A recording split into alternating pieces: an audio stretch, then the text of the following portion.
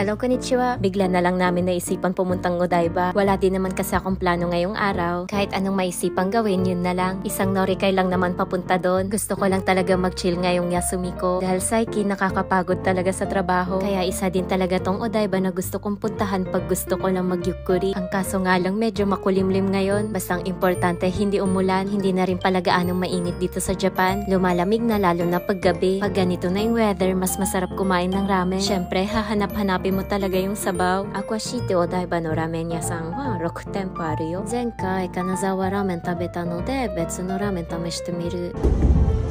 Magkakatabi lang yung mga tempo dito. Tapos pagkapasok nyo dito, makikita nyo agad tong floor map. This time naman, titikman namin tong Sapporo Miso Ramen. Buti na lang may Aiteru na seat. Tignan nyo naman, menu pa lang mukhang masarap na. Para hindi na ako mahirapang mamili, ang pinili ko na lang yung may Ichibang Ninki na nakasulat. Or special pork miso ramen. Naku, namiss ko talaga kumain neto. Tagal ko din talaga naghintay na lumamig yung weather. Nung natikman ko nga tong pork, may kalasa talaga to. Ang unang pumasok sa utak ko ay pork lechon. Kakaiba din talaga yung lasa ng ramen na to sa mga kain ko. Ang sarap din kasi talaga ng miso ramen at kakaiba din talaga yung umami neto. Kaya nung pagkahigop ko ng sabaw, sarap na lang talaga yung nasabi ko. Makita nyo naman sa sabaw, 'di ba? At sa sobrang sarap nga, nabusog ako agad. Buti na lang nandyan yung human trash can ko. Bastang importante, solve na ako sa kinain ko. At every time na nandito ako sa Odaiba, alam nyo ba na lagi ako sumisilip dito pag napapadaan ako? Para masilip lang naman tong kapibara. Partida, kahit yun lang yung nakita ko, tuwang-tuwa na ako agad. Kaya ito na talaga yung araw na papasukin na namin dahil hindi ko na mapigilan yung sarili ko na mahawakan yung kapibara. Sinamahan na din namin ng 6 pieces tickets para sa ipapakain sa kanila dahil for sure gagawin ko talaga yon. At bago ka lumapit at humawak sa kanila, maghuhugas ka muna ng kamay. Nung pagtingin ko nga sa gilid ko, nandito pala yung sloth. Tuwang-tuwa din talaga ako dahil first time ko makakita nito sa personal. Pag pumasok ka dito, bubungad agad sa'yo itong mga ibon. Nilalapit ko nga yung daliri ko, baka sakaling pumunta sa akin. Ang kaso hindi pala ganun kadali. Buti na lang yung isang staff dito, binigyan niya ako ng isang ibon. Nung pinasa niya nga sa akin, nag-stay talaga siya sa kamay ko. Kaya tuwang-tuwa talaga ako sa mga time na to. Ang cute neto, parang gusto ko din tuloy ng alagang ibon. Sa baba neto, nandito naman yung mga hamster. Ang liliit, ang cute talaga. Sobrang squishy, kaya yan ang gigil na ako. Noon pa talaga gusto ko rin magkaroon ng hamster. Dito naman sa Kabegawa, may mga owl. Pero grabe, ang laki talaga ng snowy owl. Partida, baby pa yan. Meron nga din sila ditong Philippine owl. Dito ko nga lang din unang nakita. At ito na naman ako nang gigigil. Nakakita na naman kasi ako ng guinea pig. This time, pwede ko na silang hawakan. Ang kaso nga lang, nagsisitakbuhan. At hanggang sa sinuwerte ako, yatto may nahawakan din ako. Ang cute, behave lang talaga siya. Gamitin ko na rin yung animal feed ticket ko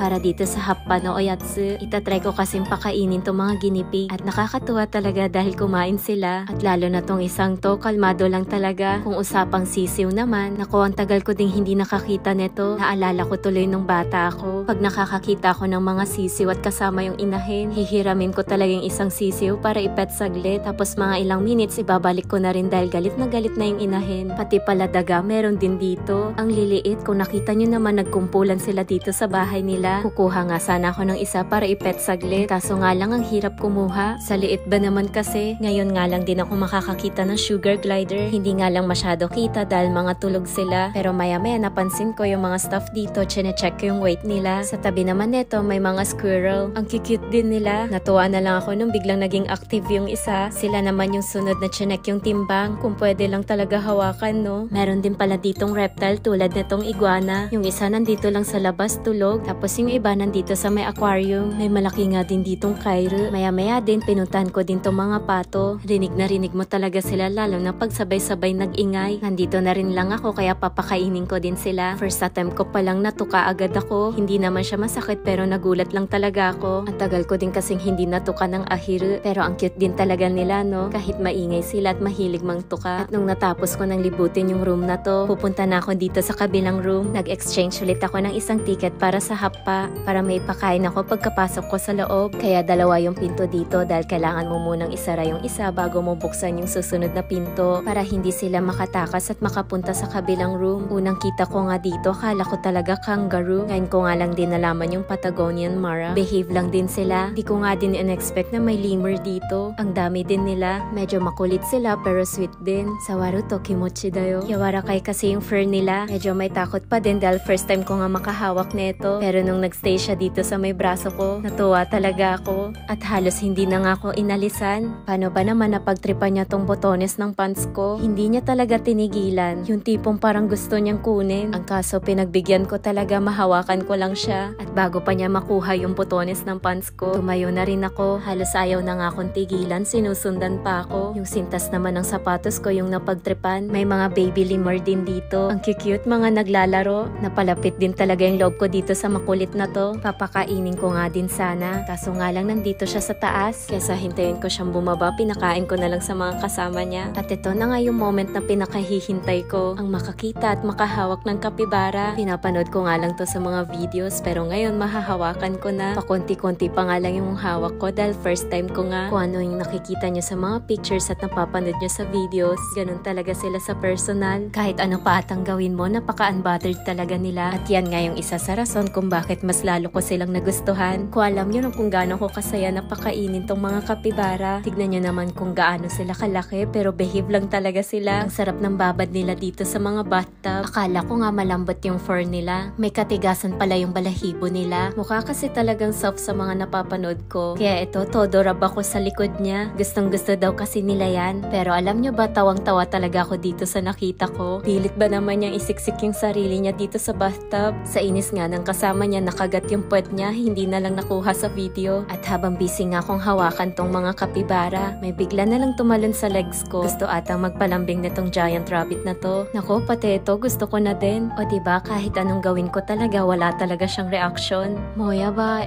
kawai sugi, mochikai ti. Simula nung pagpasok ko dito, zuto lang silang nag-o-ofuro. Kaya ngayon pa nga lang may umahon sa bathtub. Tapos bigla na lang siyang naglakad-lakad dito. Kaya ako, napasunod na naman. Hawak na naman ako ng hawak, parang batang maliit lang. Gusto ko lang talaga kasi sulitin habang nandito pa ako. Dahil for sure, mamimiss ko talaga sila. Kakalabas ko pa nga lang, na-miss ko na agad. Pati tong mga capybara stuffed toys, ang cute. Medyo may pagka-pricey nga lang. Parang same lang sa entrance fee ko dito. Kaya naghanap ako ng mura itong fridge magnet. O siya, hanggang dito na lang. Yun lang, mata ne.